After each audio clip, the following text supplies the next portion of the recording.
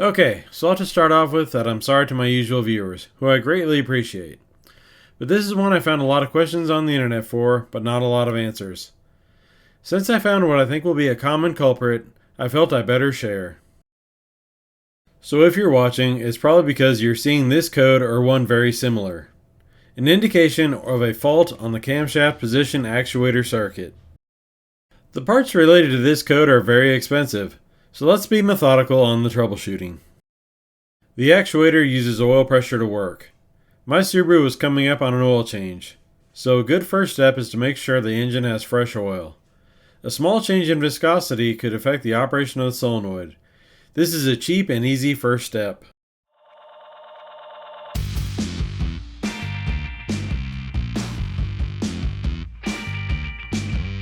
The actuators are easy to access and are identical for all 4 camshafts.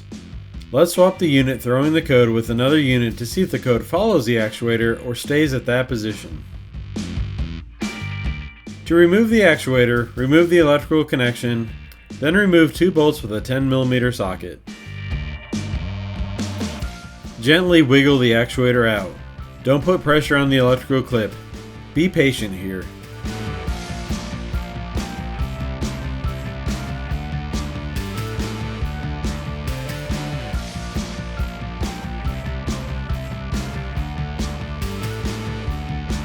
While I have these out, I gave them a quick flush with acetone to make sure there's no sludge or sediment.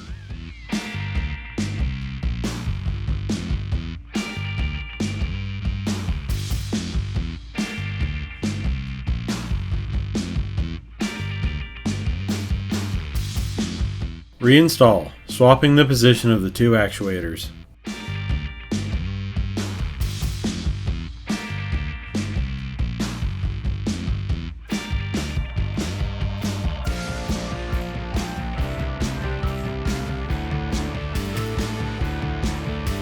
So I got the same code. This means the actuator is fine. There's something else on the camshaft causing the issue. Let's do the same thing with the cam position sensor. These are also easy to access. Remove the electrical connection and remove the bolt with the 10mm socket.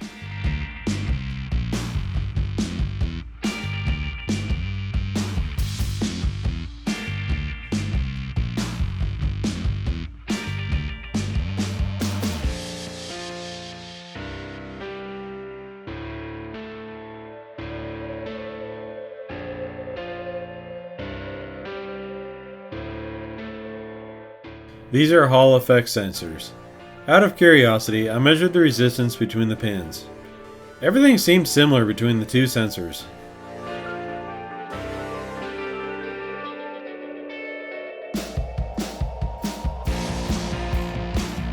Like before, swap positions with the cam throwing the code. I'm lazy, so I'm going to cheat and use my lift.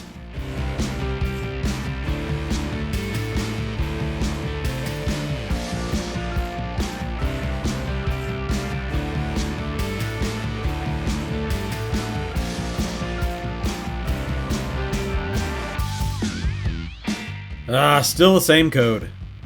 Spending money on new sensors will just be a waste. That only leaves the wiring harness and the ECU itself. Let's cross our fingers and hope it's not the computer. Now time for the power probe. With the key set to run, let's check the pins going to the actuators. It goes with a kit. It goes with a kit that's on my workbench. It doesn't go with my kit. So normally you should see 5.5 volts on one pin and ground on another. On the bad location, both pins are dead.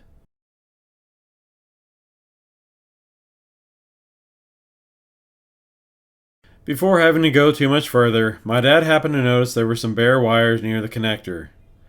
There was a sharp 180-degree turn in the harness and both wires were broken at the apex of the bend. My theory is the sharp bend of the harness and the vibration of the engine caused fatigue to break the wires, meaning this is a design flaw that could be a common culprit. It could happen to you, 'cause it happened to me. So, an easy and cheap fix. I happen to have some red and blue wire that somewhat match the existing wire. I'm going to add a few inches to take some of the strain off the wiring harness and prevent this from happening again.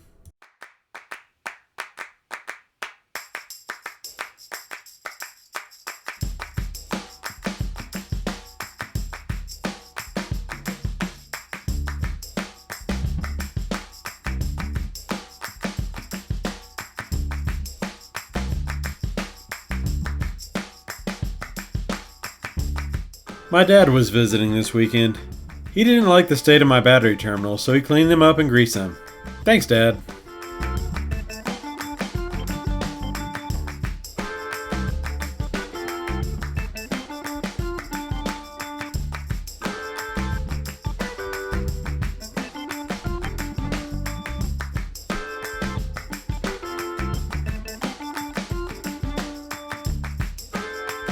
There is a main connection for the harness under the intake tube that is a good place to test from.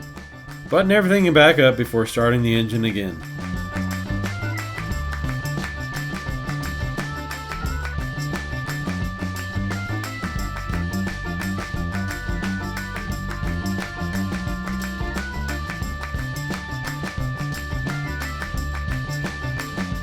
Clear the codes and fire up the engine.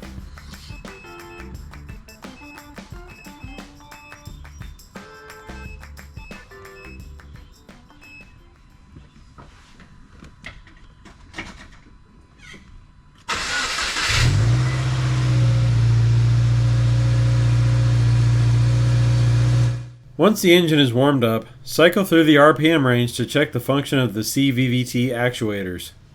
These codes throw instantly, so you'll know immediately if you still have a problem.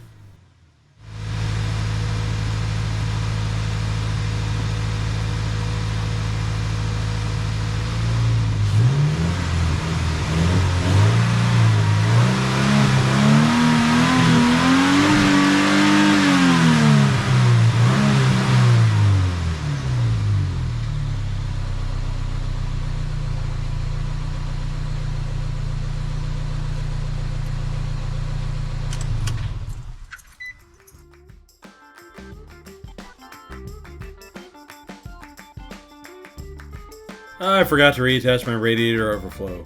Whoops. Well, this fixed the code for me, and I'm hoping this is a common fix and this video will get you back on the road. In any case, thank you for watching, and I'll see you next time.